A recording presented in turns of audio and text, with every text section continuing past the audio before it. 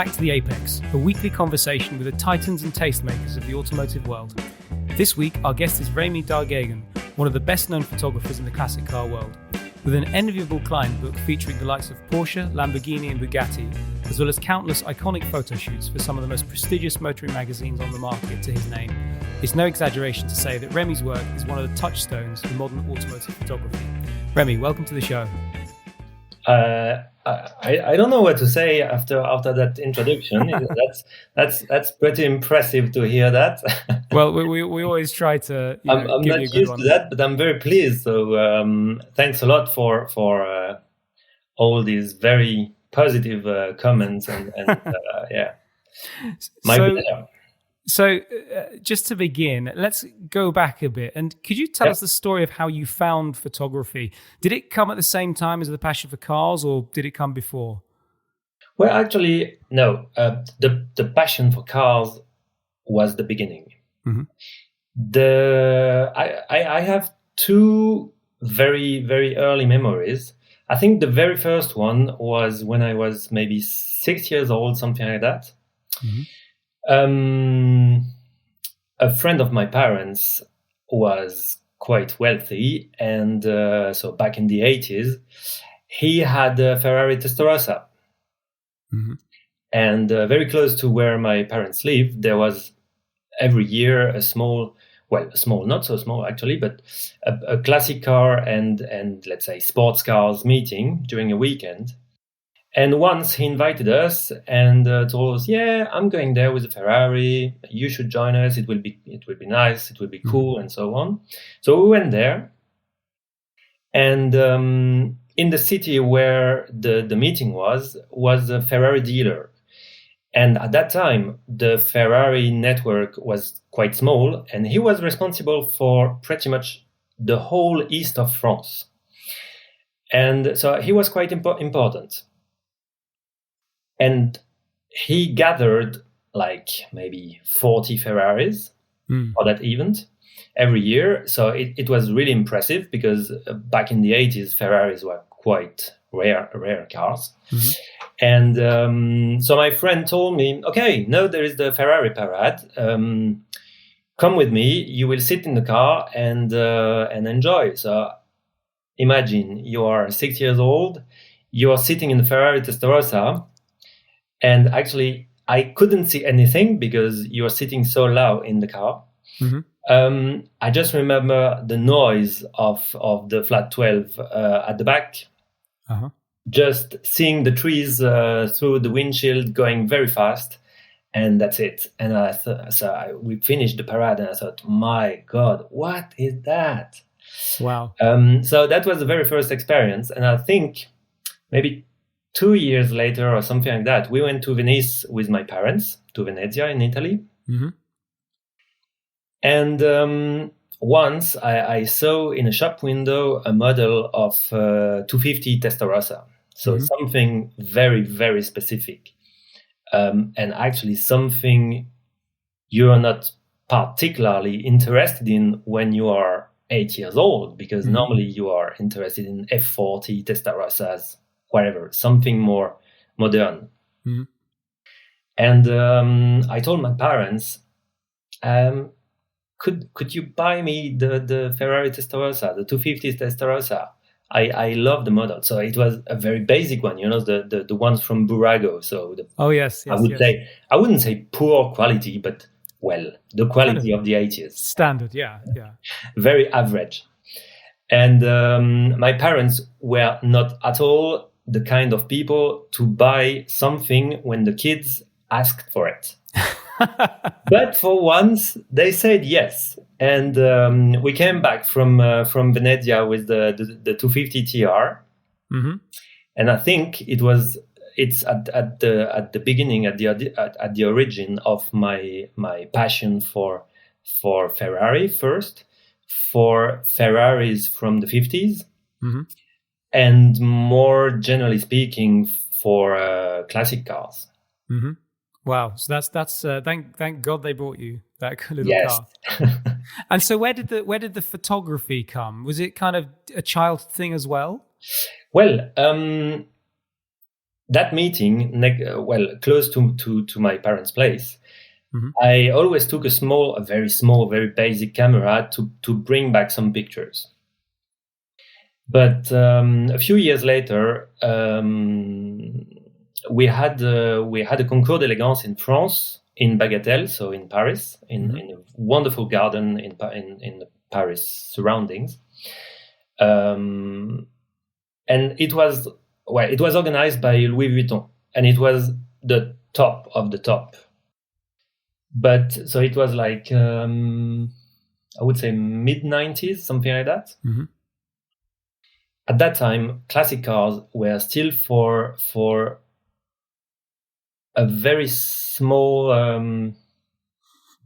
let's say, a very small part of the population. It wasn't so popular as it is now. And especially concours d'élégance, which were very, very specific and only for I would say, the true connoisseurs. Not for myself, but more generally speaking, the people going to the concours d'élégance were like really passionate. And at once I told my dad, so my dad also liked cars, but not as much as I did already.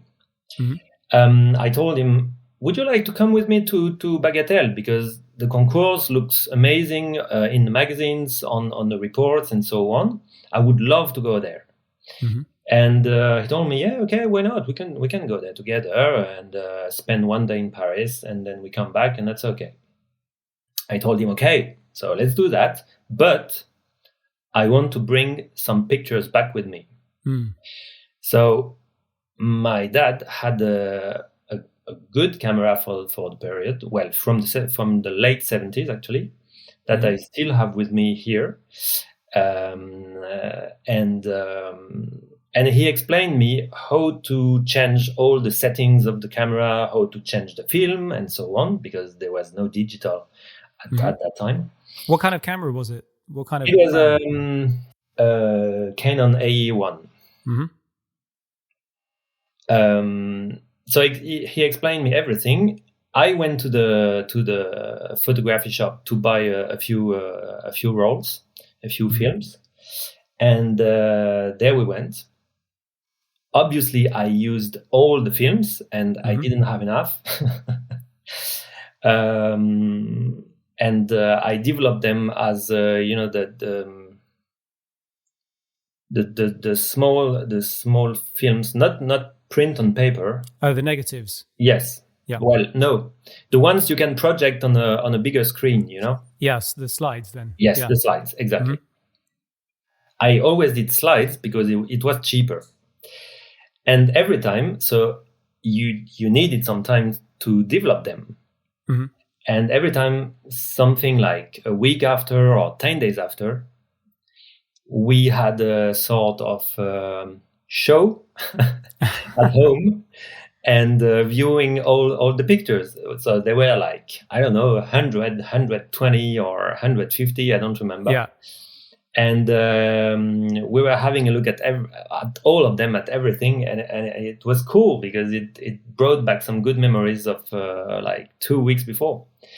And so it was the very beginning of, I would say, proper, in a very modest way, I would say proper photography. It wasn't, well, yeah. So it sounds like the cars and the photography were intertwined from such an early age. And then, so when you were a teenager, did you just continue that hobby? Yeah, I did. I was reading a lot of magazines really focused on classic cars and nothing else. Well, I had a small interest for sports cars and supercars of that era and so on. But my interest was really for classic cars. And very quickly, also, I became a member of the Club Bugatti France, so the French Bugatti Club, that I still am, actually. And I think that very quickly it became my second favorite brand, Bugatti. And so bringing us up to the present day, I know that I think you had some sort of previous job, you went into photography full time. Was it about 8 years ago, 9? Yeah, it was like something like 7, 8 years ago. I never remember properly actually, but something like 7, 8 years ago. And I've been working for Peugeot at the headquarters. And I was doing marketing and more precisely advertising campaigns for the French market. And at once I thought, okay, I don't like the strategy of the brand anymore. They are not really producing some cool products anymore. Yeah, okay, there is the GTI, there is the RCZ, and but it wasn't enough. And a friend of mine who is also classic car photographer, not only classic car photographer, but she's a photographer. She told me, but come on, just leave the company and start as a full job photographer. Look at what you're posting on Facebook already. Look at people's reactions. People love your job. People love your very amateur pictures. So do it as a full-time job. It will work. Believe me, it will work. I think the next day, or maybe 2 days later, I went to the human resources, asked for my resignation papers and so on. And 1 month and a half later, I just left. And then you just jump along a very high cliff and you say, okay, will my parachute open or not? And is it going to work or not? And but well, let's jump and let's go. And actually, I left Peugeot on a Friday evening, and on the next Monday, I was working already. So. Well, yeah, and ever since it's turned out pretty well. So let's just talk about your photography in particular, your style. How would you characterize it? What kind of things do you try to capture? I don't know. Tell me. I am very bad at describing my style and my type of photography, but my I would say my motto. I don't know how you say that in English. Whatever. My aim, let's say, has always been to sublimate the machine. Whatever it is, a car, a motorcycle, a classic boat, a classic plane, whatever. Or an old train, because I love that too. I'm always trying to find, obviously, the right angles, because that's the most important, but then the nicest details, and I am always trying to give some I would say some emotion and some soul in every picture. Because if you do a very describing picture, very flat, okay, the picture will be perfect. There won't be any mistake, and you will describe something in a very good way, in a very proper way. But I don't care if it's classic car photography. The aim of photography, generally speaking, is to bring an emotion. If you don't bring any emotion, then you're just doing your job in a bad way. I launched a very small online shop. I have some people and some friends actually, who don't have any interest in classic cars, who ordered me some prints because there is one picture, one photo that they like, and it creates an emotion for them. They don't like classic cars. They don't care about cars. But there's something universal that appeals in them. There's something. Yes. It can be something very graphic or something very abstract, a very abstract detail. or a very abstract reflection, whatever. Mm-hmm. But that's my aim, to bring something, or to show something that hasn't been shown before. Mm-hmm. Or well, actually, my pleasure is always when I'm doing a photo shoot for a collector or for an owner or something like that, whatever. Mm-hmm. That this person rediscovers or discovers his car again Mm-hmm. through the pictures. Maybe a detail he never saw before, or maybe an angle he wouldn't have thought about. And that's really what I love when people have, and I say that in a very humble and very modest way, when people have some little stars in the eyes and say, Mm-hmm. fuck, I didn't see that before. How did you do that? Say, well, I don't know. That's just my feeling when I have my camera in the hands. And I'm always trying to find the little thing, so that people think, wow, yeah, okay, that's the thing. That's the right thing that I never saw before. And so do you think that in kind of this day and age, you talk about bringing the emotion out and the details and kind of, I guess it's you give people a certain vibe from a good piece of car photography. As I was researching this interview, I've read a lot about, post-production, Photoshop skills. There's a lot of people in the kind of heritage classic car photography scene. I mean, everything from the pros to, amateurs who, everyone uses a certain kind of filter. There are certain kind of shots that people are taking. Is it important to have an ability doing that as well as taking those good photos in the first place? Or is it just one of those things where if you're a professional, you have to use it? What's your kind of take on that? Well, if the picture you took is bad, there won't be any magic. You will not make from a bad photo something amazing.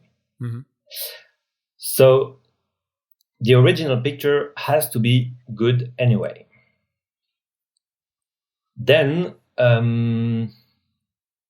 I think my pictures are pretty raw. Mm-hmm. Maybe a bit. How could I explain that? I know they're a bit dark. So just to come back about my style, I think, and some people told me that already. I think I'm a bit dark in the way I'm taking the pictures, or maybe also editing the pictures. Mm-hmm. And that gives a spatial atmosphere. Mm-hmm. But then I don't want to lie. So I am just adjusting a few things on the pictures, like the light, like the blacks, the sometimes the colors, sometimes the temperature, depending on what atmosphere I also want to give. Mm-hmm. But I don't want to lie. If I don't delete anything, for example. Oh, really? If there is somebody in the background, and well, the thing is, I don't delete. For example, if there is somebody in the background, I prefer to wait 5 minutes so that this person goes away, rather than retouching it. And doing something fake. Mm-hmm. But there is also a very good reason for that. It is that I am very bad at Photoshop.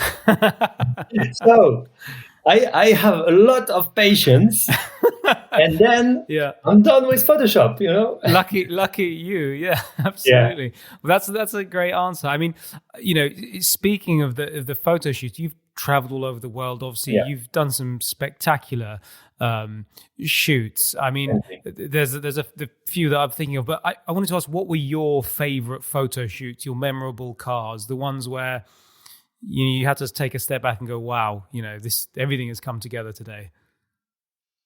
There is one project I can't talk about because it will be like So maybe the absolute thing, the mind-blowing thing. So that's to come. But from your wide so catalog, far, so far. It's impossible to choose only one because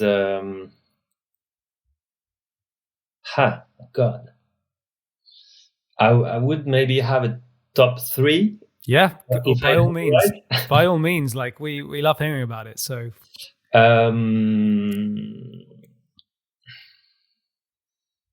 well, 3 is already difficult. I can't avoid the shooting of the Bayon collection for Arcurial, with that amazing barn find with the Ferrari California and the Maserati together in the garage with the newspapers and so on. Wow, yeah. That's definitely a picture that is going to follow me, I think, my whole life. Definitely. Then there is the photo shoot I did, when was that? 1.5 years ago now, yeah, in Pebble Beach with the 4 Bugatti 59 together. Sunrise, you have probably the 4 more important Grand Prix Bugatti together, following you in an amazing sound, and the conditions were perfect. The cars were perfect. You just can't describe that moment. You just live it. You enjoy it. You enjoy it more or less because you're also focused on your work. So that's something very particular. When I do a very exceptional shooting, I don't really realize it during it, but more once it's finished. And then probably the last one in the top 3 would be the shooting I did for the Porsche Museum, with all the 917 together in the Werk 1, so the old building of the Porsche factory in Zuffenhausen.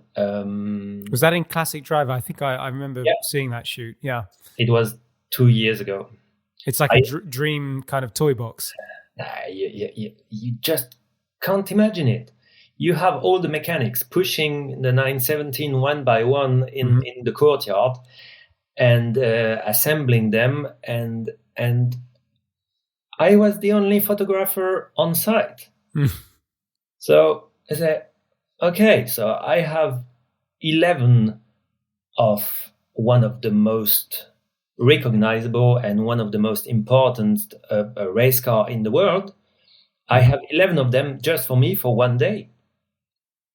And it wasn't planned at all. But Hans Metzger gave us a visit during the afternoon because he very often he came to the museum and to the factory even during the weekend. And he arrived and he wasn't aware of it. So he discovered all the 917 together and he couldn't believe it, what we were doing. Oh, wow. My God. Well, that's the first time they are all together since 1969, almost. Wow. Because there were also some inter-series models, but still. So yeah, that was a very special moment. And if I can add a 4th one, it would be last year at Le Mans, again with the Porsche Museum, with the 6 Le Mans winners. Yeah. We planned something a bit more exceptional with the drivers from the period, but with the Corona, we couldn't take the risk to make them to have them traveling to Le Mans and taking the risk with the virus and so on. But still, it's the same to have the 1970 Le Mans winner following you for some traveling shots. Yeah, and to have all 6 cars together with the Danler Bridge in the background and so on, it was just fantastic. Yeah, I remember scrolling through that shoot. It's just so many memories, so much history there, and it must have been when you were pressing that shutter. It was like capturing as many images as you possibly can, and That must have been amazing to do that. Yeah. But I could add a few.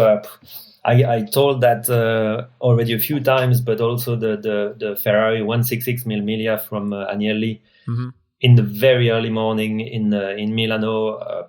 That was also something amazing. Yeah, there are a few. Yeah. And do the conditions, when you turn up on site, you kind of just have to work with the light that's there, and I guess the weather conditions. Is it difficult sometimes when you know that maybe if there's a bit more sunlight here, I'd have like my perfect shot? Or yes, very often I have some things in mind. Well, very often, sometimes, let's say, I have some things in mind when I would say when I'm preparing my photo shoot, at least in my mind. And then it turns out that the conditions are completely different, or that the organization of the day is completely different, and everything you had in mind is just fucked. So, that's the technical term. Yeah, it's fucked. Sorry, it's fucked. So you just have to find a way to do it in a different way, and to make the best with the conditions that you have. That's it. Yeah. And so for moments like that, I mean, is there some kind of equipment that you always have with you, some sort of lens or a camera where it's just like your kind of reliable piece of kit that know that if you take it with you anyway, you're like, well, at least my photos will be my, this standard. Yeah, there is. Well, I'm always working with two cameras. And there is one lens I always have with me, which is a 50 millimeter. That's a choice to work with a 50 fix, because you cannot adjust anything. You have to move around your subject. It's not like, 24-70 or something like that, when you can change your focus. You have to adapt and you have to move, because the object is not moving and the lens is not moving either. So you have to change your perspective all the time. So you're kind of more actively involved there. Yes. You're moving. The car makes you move. Well, I don't remember who said that, but like in the 30s or 40s, an amazing photographer was saying a good photographer is first a good dancer. Oh. I'm not sure I'm a so good dancer, to be honest. I'm not sure I'm a so good dancer, but you have to, in a certain way, to dance around your object, especially when you have a fixed lens, because your movements are going to do everything, and it's not moving the lens or adjusting the lens which is going to change the perspective. It's only you moving around. That's it. So for me, yes, the 15 millimeter is something very special. So I wouldn't go to any photo shoot without that. Definitely. That's it. That's really interesting. Yeah. I mean, it's interesting to think that there's so much work that goes in on the photography end. I mean, because now it's easy to take an image, on your phone or whatever. Like you can throw stuff on Instagram, and a lot of people do. Yeah. I mean, in your experience, obviously, car Instagram is just this huge monster that just rolls and rolls and rolls. Yeah. As a professional photographer, what is your reaction to that? Has it made it more difficult, perhaps, for people to be professional photographers in a world where we've got thousands and thousands of images coming out from everyone? Or what's your reaction to the growth of that kind of Instagram, I suppose we call it, community? I would rather say that it's a great opportunity. It's a great opportunity Let's begin with myself. It's a great opportunity for myself in terms of visibility, definitely. It's a worldwide showroom where you can exhibit all your work for free, and this is a very unique chance, definitely. And then I think it's also a very good opportunity for some young people who are doing some good photography and who can be discovered through Instagram. And other than that, you wouldn't know them, you wouldn't notice them, you wouldn't discover them. So the only thing that I don't like is and I'm a bit chasing that as much as I can, but I hate people building their own Instagram accounts, only stealing other people's pictures and not giving any credit. So I'm always trying to. Well, Instagram is very time consuming anyway. So I can't spend my whole days doing that because and it would be useless anyway. But I hate that. More and more, by chance, some more or less important accounts are writing to you and asking the permission to repost and to use your pictures, telling that they are going to credit you and so on, which is the best way to do. Or even if you don't ask, just put credit. It doesn't cost anything, Yeah. So that's the only thing that I don't like. But otherwise, I think Instagram or Facebook are very good. So very very good media, and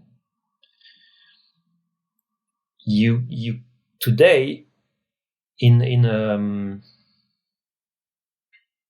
a very specific world like classic cars, you cannot not have an Instagram account. Well, you could, but it would be difficult to get out there. I think it's you have to have one to show your work and just to communicate.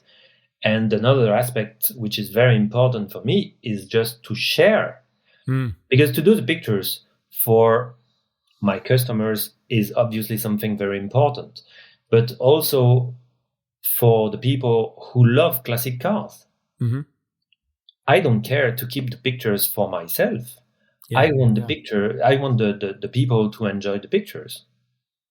And it's how the scene really stays alive. I mean, especially over the last year, pictures have pretty much been all we've got to go on of the cars that we're not driving.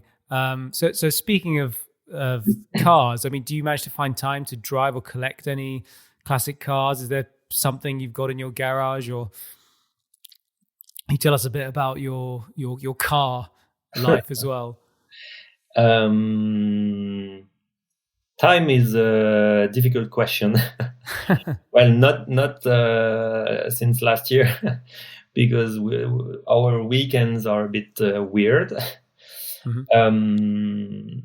But more generally speaking, since I am, let's say, professional photographer, I don't really have time to drive anymore, unfortunately.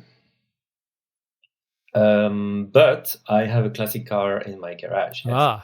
Yeah. I have a Beetle from 1959. Oh, amazing. Yeah.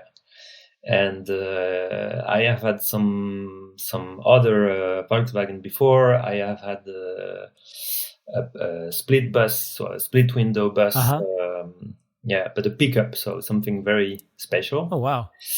That I sold many years ago. And I had a second Beetle, a 53, so a very, very specific model that I sold also some years ago. And the only one I kept is my very first car that I bought 17 years ago.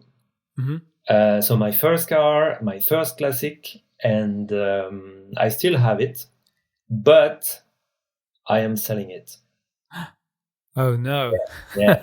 Sorry to disappoint you. Well, Yeah. it happens. I think it happens to everyone. Sometimes, sometimes they've just got to go.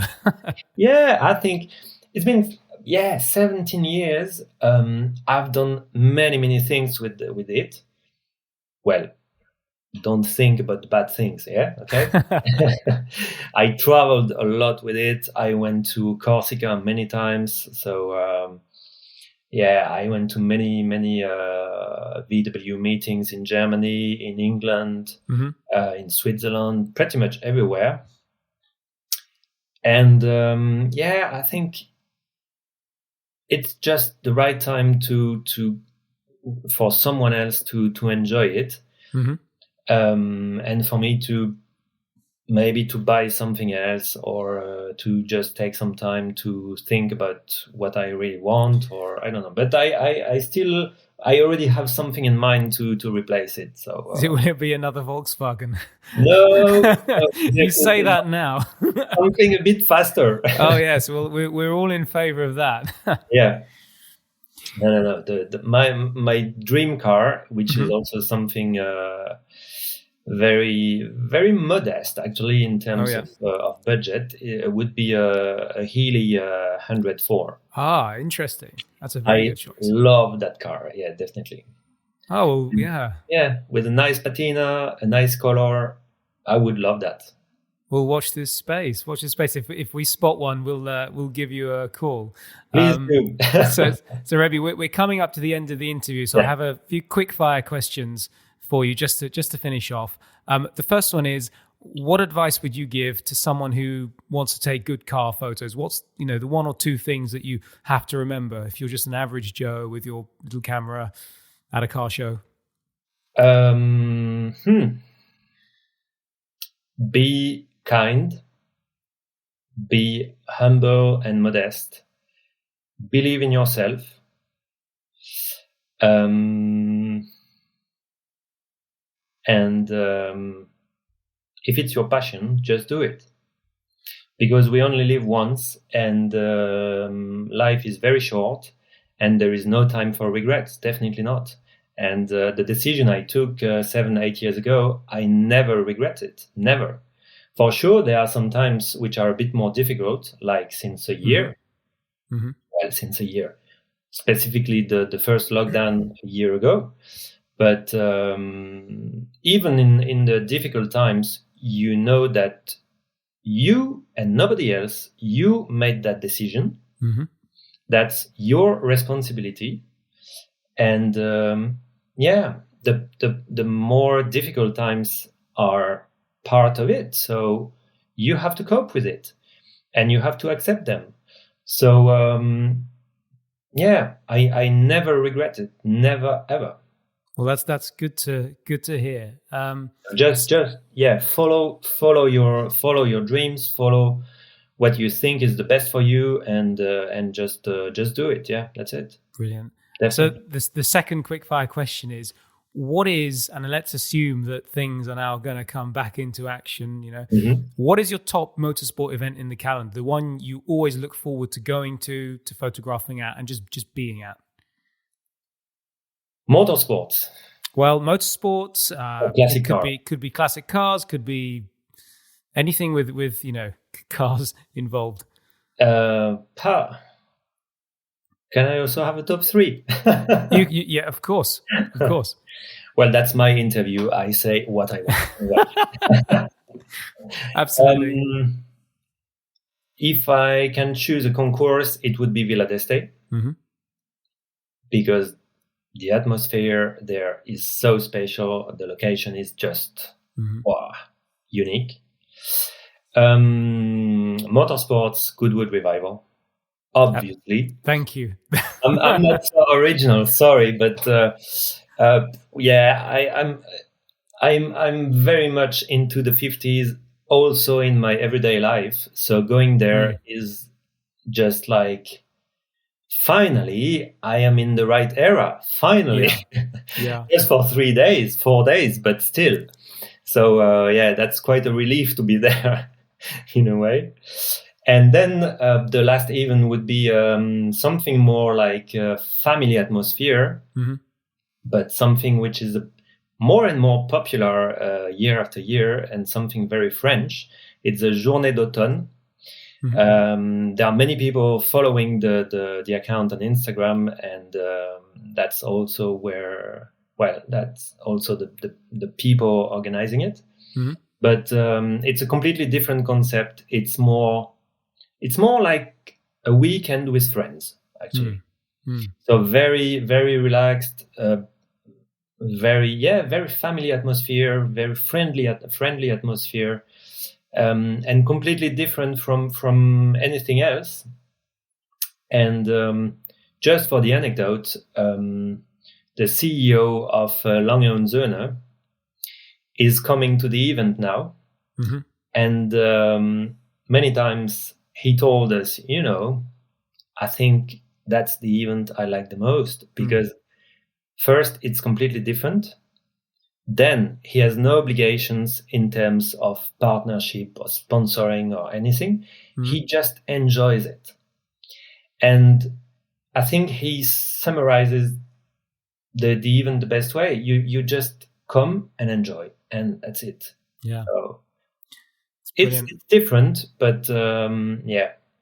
Well, it sounds like you need nothing more. And so my last question, I think, is probably quite a funny one, given what we've spoken about. And it's a bit cheeky. But if Rémi Dargegen was not a car photographer, what would he be doing? Obviously, racing driver in the 50s. Absolutely. That 10 out of 10. That was the correct answer. Yeah. Yeah. That's definitely the era that I missed the most, even if I never lived in that era. But I think I love Grand Prix cars from the 20s, 30s, because I think in terms of engineering, these are the most fascinating. But I think the sports cars and race cars generally from the 50s, 60s are just... It's the golden age, isn't it? Yeah. It's definitely the golden age. Formula One, sports cars, everything. Yeah. That's it. Well, hopefully with Goodwood back on the calendar, we might see you there later this year if all goes to plan. Hopefully. I hope so. But other than that, we're very glad that you decided to stick with your camera. So sadly, our time is up. So Remi, thank you so much for coming to talk to us today and sharing some of your fascinating insights. No, thanks to you. It was a pleasure. A real pleasure.